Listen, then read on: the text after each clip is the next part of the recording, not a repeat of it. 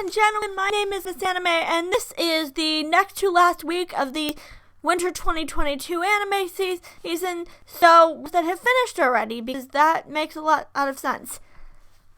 So, I know this show is getting a second core, but technically speaking, the site I'm using it lists this as the final season, the season finale, and I don't think the second core is coming out till summer, so I'm just going to count this as the season finale. Not a lot happened. In fact, not a lot happened with most of the shows that have ended. We're at the point where we know that the villains are trying to get, actually, I don't remember his name, the main character. We know they're trying to get him because he has this demon inside him, and this demon can do all kinds of crazy shit, like, she can flip worlds, like these Kitetsus can flip worlds and, make giant lightning, and I honestly think that's the coolest part of the show, is all this crazy, insane shit that these powers can do. I hope we see more of that. I think it kind of ends with them getting to this city that they're gonna fight a war against something. I don't know. I'm only in this show mostly for the villain because I really like him. So it's not bad. It's just really, really bland. So I'm a little annoyed at this show because for most of the episode, they had a really cute romantic moment. And it ended with Marin basically admitting she liked Gojo, and that was cute. But for most of it, nothing's really happened, and I'm kind of annoyed that, I don't mind slow burn as long as we make progress, as long as it's clear that, they're stepping through the stages, like Sasuke to Yumiyano. They got to the point where they're now on a date. They've kissed, they've admitted they liked each other. They're now, kind of sort of dating, but we'll get to that in a minute. But this show, basically, nothing has really happened so far. And the show kind of, I don't think it can decide whether it's doing the cosplay aspect or the romance aspect. So I hope, because I'm pretty sure we're getting a season 2, I hope in season 2 there's a better balance, and I hope that, they play into more into the romantic aspect, because there are little moments of it, but it doesn't really, I'm kind of on the fence, because on one hand, I like the fact that it's taking a backseat to the cosplay, but on the other hand, it bothers me because it's clear that the show wants to do one or the other, but it just can't pick one. So, as I predicted, Bisco is alive. I kind of knew that because the show is about him. I kind of wish the show had been, he dies and Milo has to take his place as the next Mushroom Keeper, because it feels like every time the show gets to a point where Milo gets to do something on his own, Bisco like steps in, and I hope the show addresses that at some point. I hope it addresses the fact that Milo needs to be able to handle himself, and he needs to be able to do shit himself, because I don't like the fact that the main character, the character whose arc this is supposed to be, which the character who's supposed to following him along literally does nothing, and they won't let him do anything for himself, and it annoys me because it's hero syndrome where Bisco constantly has to be in the spotlight. I like the action, but I hope that in later episodes they address that, and I hope they also address how Bisco survived, because I'm very curious to know. So this was supposed to be a flashback to Chateau's past, but honestly, I really don't care.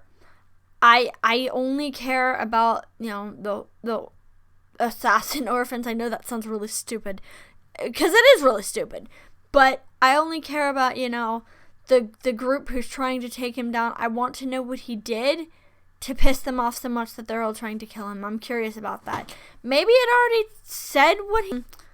But I don't know because I've been skipping through all the flashback shit because I just don't care. I really... And the thing is, if it added anything, then maybe I'd care, but it's literally the same thing we've seen like 60 fucking times. We get it. He saved Chateau. The original song died. He saved Chateau from her kidnappers. She doesn't remember him. We fucking get that. We need something new. We need something tangible, or I need something different. And I don't think that show is gonna give it to me. So I probably, if this show has another season, I probably won't watch it. Or no, I'll watch it as long as Ayumu is alive. And yes, I know that's not actually his name, but I don't know. I don't remember the name of the character, and and you know, Ayumi has the same voice in pretty much every character. I like him, don't get me wrong, but he voices every character mostly the same, so that's what I'm gonna call him. I wish the whole show had been like this, because this was good. I knew that somehow the demon was linked to Hazel. I thought maybe he was in his pendant. I thought, you know, and part of me was like, well, maybe he's possessing him. But no, I actually am legitimately surprised at how they handled this. This was actually really good, and I wish the whole series had been about this. So now they're going to actually have to, you know, fight something. And now they're, no. It's better than the rest of the series. And if they do another season, I wish it's like this. Because I really like the demon and just how creepy he is. And just how completely insane he is. And he'll just obliterate everybody in his path. And that's really cool.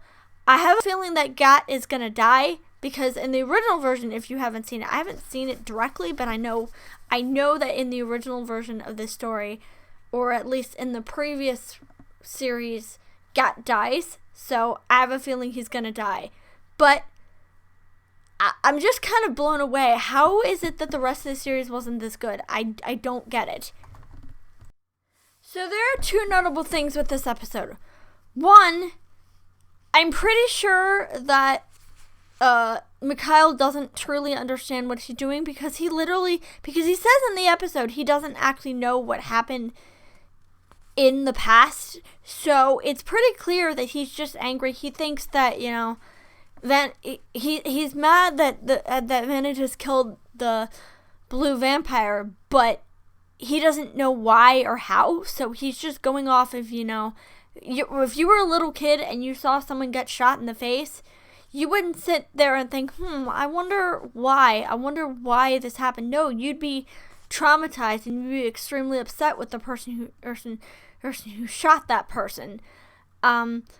So you wouldn't really grasp the situation, and you'd just be working off of, you know, what you saw, and what you saw is a murder. So that's my feeling. I'm pretty sure that, you know, while Mikhail is angry that Vanna just killed the person who rescued him, he since he doesn't know why, he doesn't truly grasp the whole situation. Also, I'm pretty sure, you know, when Noe realizes that Vanna doesn't want anyone to get attached to him, I'm pretty sure it's like, if you have multiple people die, like you literally watch someone get their head chopped off. So you push everybody away because you don't want anybody to get attached to you because you're terrified that person's going to die. So it's pretty clear that Noe's going to have to, you know, do something to convince him that, you know, he's not going anywhere and he's not going to, he doesn't have to, yeah, and that he doesn't have to bear that responsibility all by himself.